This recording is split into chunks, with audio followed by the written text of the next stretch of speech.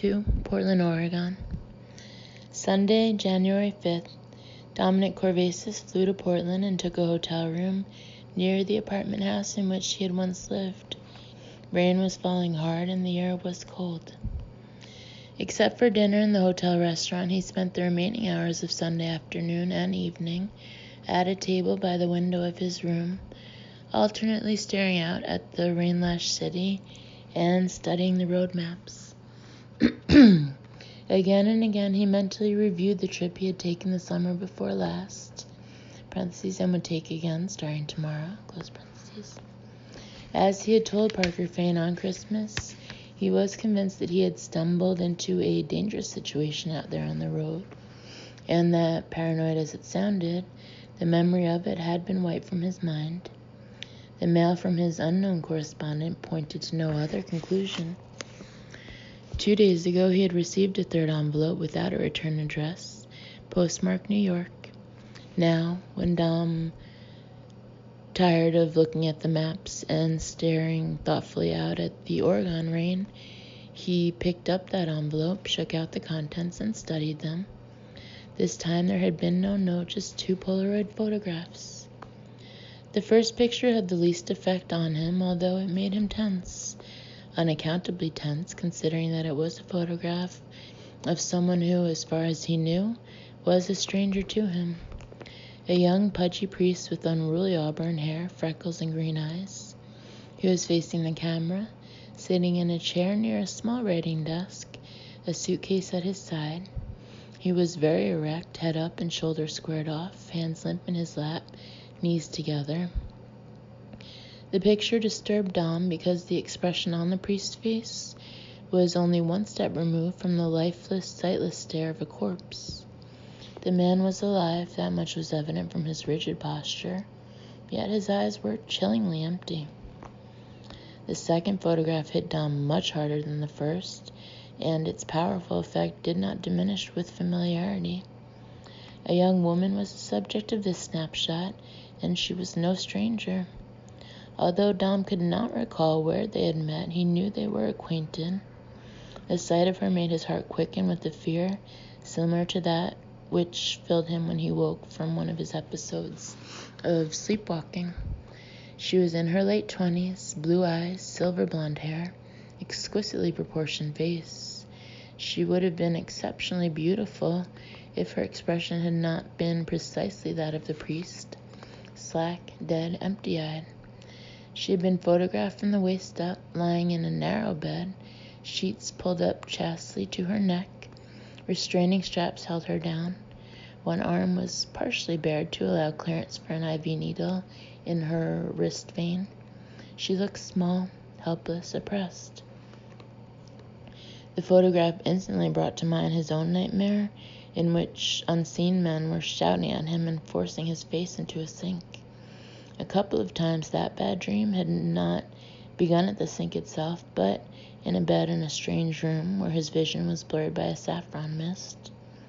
Looking at the young woman, Dom was convinced that somewhere there was a Polaroid shot of him in similar circumstances, strapped to a bed, an IV needle in his arm, his face without expression.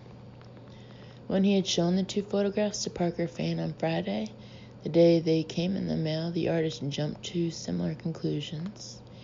If I'm wrong, roast me in hell and make sandwiches for the devil, but I swear this is a snapshot of a woman in a trance or drug-induced stupor undergoing the brainwashing that you evidently underwent. Christ, the situation gets more bizarre and fascinating day by day. It's something you ought to be able to go to the cops about, but you can't, because who's to say which side they'd be on? It may have been a branch of our own government you ran afoul of out there on the road. Anyway, you weren't the only one who got in trouble, good buddy. This priest and this woman also stumbled into it. Whoever went to this much trouble is hiding something damn big, a lot bigger than I thought before. Now, sitting at the table by his hotel room window, Dom held one picture in each hand, side by side, and let his gaze travel back and forth from the priest to the woman. "Who are you?" he asked aloud. "What are your names? What happened to us out there?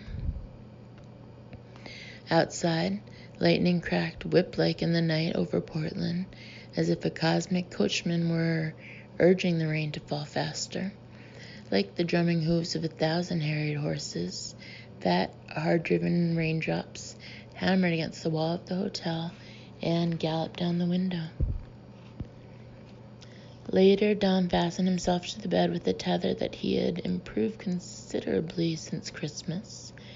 First, he wrapped a length of surgical gauze around his right wrist and secured it with adhesive tape, a barrier between rope and flesh to prevent abrasion. He was no longer using an ordinary all-purpose line, but a hawser-laid nylon rope, only a 1/4 inch in diameter, but with a breaking strength of 2,600 pounds. It was expressly made for rock and mountain climbing. He had switched to the sturdier rope because on the night of December 28th, he had slipped his previous tether by chewing all the way through it while asleep. The mountaineering rope was very resistant and nearly as impervious to teeth as copper cable would have been. That night in Portland, he woke 3 times, wrestling furiously with the tether, perspiring, panting, his racing heart's accelerator floored beneath a heavy weight of fear. The moon! The moon! 3. Las Vegas, Nevada. The day after Christmas, Georgia Monatella took Marcy to Dr. Louis Besancourt, and the examination turned into an ordeal that frustrated the physician, frightened Georgia, and embarrassed them both. From the moment Georgia took her into the doctor's waiting room, the girl screamed, screeched, wailed, and wept. "No doctors, they'll hurt me." On those rare occasions when Marcy misbehaved, and they were rare indeed, one hard slap on the bottom was usually all that was required to restore her senses and induce contrition. But when Georgia tried that now, it had the opposite effect of what she intended. Marcy screamed louder, wailed more shrilly, and wept more copiously than before. The assistance of an understanding nurse was required to convey the shrieking child from the waiting area into an examination room, by which time Georgia was not only mortified, but worried sick by Marcy's complete irrationality. Dr. Besancourt's good humor and bedside manner were not enough to quiet the girl, and in fact she became more frightened and violent the moment he appeared. Marcy pulled away from him when he tried to touch her, screamed, struck him, kicked him, until it became necessary for Georgia and a nurse to hold her down. When the doctor used an ophthalmoscope to examine her eyes, her terror reached a crescendo, indicated by a sudden loosening of her bladder that was dismayingly reminiscent of the fiasco on Christmas Day. Her uncontrolled urination marked an abrupt change in her demeanor. She became sullen, silent, just as she had for a while on Christmas. She was shockingly pale, and she shivered constantly. She had that eerie detachment that made Georgia think of autism. Lou Besancourt had no simple diagnosis with which to comfort Georgia. He spoke of neurological and brain disorders and psychological illness. He wanted Marcy to check into Sunrise Hospital for a few days of tests. The ugly scene in Besancourt's office was just a warm-up for a series of fits Marcy threw at the hospital. The mere sight of doctors and nurses catapulted her into panic, and invariably the panic became outright hysteria that escalated until, exhausted, the child fell into that semi-catatonic trance from which she needed hours to recover. Georgia took a week of sick leave from the casino and virtually lived at Sunrise for 4 days, sleeping on a rollaway bed in Marcy's room. She didn't get much rest. Even in a drug sleep, Marcy twitched, kicked, whimpered, and cried out in her dreams. The moon, the moon. By the 4th night, Sunday, December 29, worried and weary, Georgia almost needed medical attention for herself. Miraculously, on Monday morning, Marcy's irrational terror simply went away. She still did not like being hospitalized, and she pleaded aggressively to go home, but she no longer appeared to feel that the walls were going to close in and crush her. She remained uneasy in the company of doctors and nurses, but she did not shrink from them in horror or strike them when they touched her. She was still pale, nervous, and watchful, but for the first time in days her appetite was normal, and she ate everything on her breakfast tray. Later in the day, after the final testing had been completed, while Marcy was sitting in bed eating lunch, Dr. Besancourt spoke with Georgia in the hall. He was a hound-faced man with a bulbous nose and moist, kind eyes. "Negative, Georgia. Every test negative. No brain tumors, no cerebral lesions, no neurological dysfunction." Georgia almost burst into tears. "Thank God." "I'm going to refer Marcy to another doctor," Besancourt said. "Ted Coverley. He's a child psychologist and a good one. I'm sure he'll ferret out the cause of this. Funny thing is, I have a hunch we may have cured Marcy without realizing we were doing it." Georgia blinked. "Cured her? What do you mean?" "In retrospect, I can see that her behavior had all the earmarks of a phobia. Irrational fear, panic attacks. I suspect she'd begun to develop a severe phobic aversion to all things medical. And there's a treatment called flooding, wherein the phobic patient is purposefully, even ruthlessly, exposed to the thing he fears for such a long time, hours and hours, that the power of the phobia is shattered, which is what we might have inadvertently done to Marcy when we forced her into the hospital." "Why would she have developed such a phobia?" Georgia asked. "Where would it have come from? She's never had a bad experience with doctors or hospitals. She's never been seriously ill." Besancourt shrugged, sidled out of the way of some nurses pushing a patient on a gurney. "We don't know what causes phobias. You don't have to crash in a plane in order to be afraid of flying. Phobias just spring up. Even if we accidentally cured her, there will be a residual apprehension that Ted Coverley can identify. He'll root out any remaining traces of phobic anxiety. Don't worry, Georgia."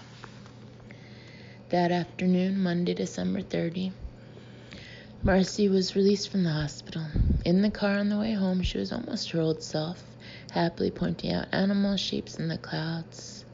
At home, she dashed into the living room and settled down immediately among the piles of new Christmas toys, which she had not yet had much opportunity to enjoy.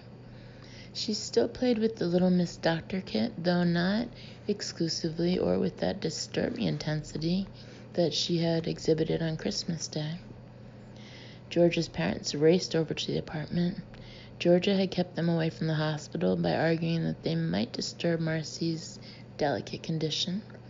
Marcy remained in a splendid mood at dinner, sweet and amusing, leaving Georgia's parents disarmed. For the next 3 nights, Marcy slept in Georgia's bed in case she suffered an anxiety attack, but none materialized. The nightmares came with less frequency and less power than before, and Marcy's sleep talk awakened Georgia only twice in 3 nights. The moon, the moon. But now it was a soft and almost forlorn call rather than a shout. In the morning at breakfast, she asked Marcy about the dream, but the girl could not remember it. "The moon," she said, frowning into her bowl of tricks. "Didn't dream about the moon. Dreamed about horses. Can I have a horse someday?" "Maybe, when we don't live in an apartment anymore." Marcy giggled. "I know that. You can't keep a horse in an apartment. The neighbors would complain." Thursday, Marcy saw Dr. Coverley for the first time. She liked him. If she still had an abnormal fear of doctors, she hid it well. That night, Marcy slept in her own bed, with only the company of a teddy bear named Murphy. Georgia got up 3 times between midnight and dawn to look in on her daughter. Once she heard the now familiar chant, "Moon, moon, moon," in a whisper that, because it was an eerie blend of fear and delight, made the hair prickle on her scalp. And on Friday, with 3 days of school vacation still ahead for Marcy, Georgia put her in Kara Persagian's care once more and returned to work.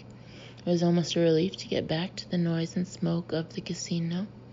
Cigarettes, stale beer, and the occasional blast of halitosis were infinitely more pleasing than the antiseptic stink of the hospital. She picked up Marcy at Kara's place, and on the way home, the girl excitedly showed her the product of a day spent drawing on butcher's paper. Scores of pictures of the moon in every imaginable hue. On Sunday morning, January 5th, when Georgia got out of bed and went to brew coffee, she found Marcy at the dining room table, engaged in a curious task. The girl, still in her pajamas, was taking all the photographs out of their picture album and making neat stacks of them.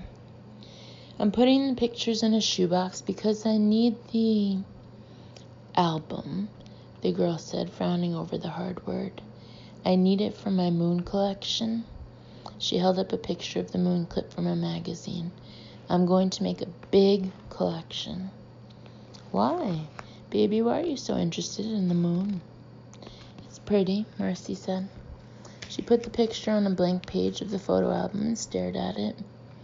In her fixed gaze, in the intensity of her fascination with the photograph, there was an echo of the single-mindedness with which she had played Little Miss Doctor. With a quiver of apprehension, Georgia thought, "This is how the damn doctor phobia started," quietly, innocently, as Marcy merely traded one phobia for another.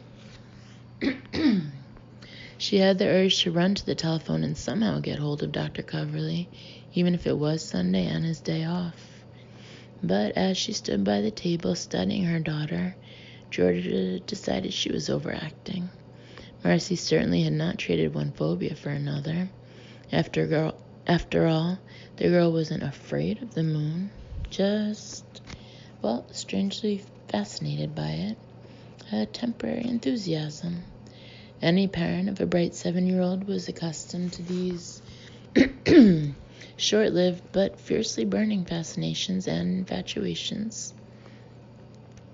Nevertheless, Georgia decided she would tell Dr. Coverly about it when she took Marcy to his office for a second session on Tuesday. At 12:20 a.m. Monday, before she turned in for the night, Georgia looked in on Marcy to see if she was sleeping soundly. The girl was not in bed. In her dark room, she had drawn a chair up to the window and was sitting there staring out. "Honey, what's wrong?" "Nothing's wrong. Come see," Marcy said softly, dreamily. Heading toward the girl, Georgia said, "What is it, Peanut?" "The moon," Marcy said, her eyes fixed on the silvery crescent high in the black vault of the sky. "The moon."